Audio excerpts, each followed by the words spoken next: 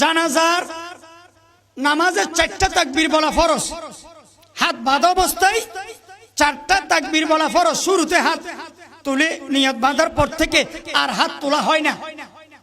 এই 4টা তাকবীর আল্লাহু আকবার, আল্লাহু আকবার, আল্লাহু আকবার, আল্লাহু আকবার ইমামে যে বলে, ইমামের মুখে মুখে, ইমামের গালে গালে মুক্তাদিরকেও সবাইকে বলতেই হবে আল্লাহু আকবার, আল্লাহু আকবার, আল্লাহু আকবার, আল্লাহু আকবার।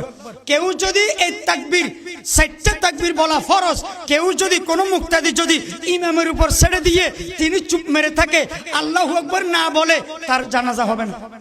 এটা ফরজ, এটা ছেড়ে দেওয়া যাবে না ইমামের উপরে। মাঝখানে যেটা সানা আছে, দোয়া আছে, এর আগে আবার দুরূদ শরীফ আছে, এগুলো পড়া সুন্নত। পড়লে তো আলহামদুলিল্লাহ, নূরুন আলা নূর। এগুলো যদি কেউ না পারে, না পড়ে, ইমামের উপর ছেড়ে দেয়, কোনো অসুবিধা নেই, সুন্নতটা আদায় করে নাই, জানাজা হবে।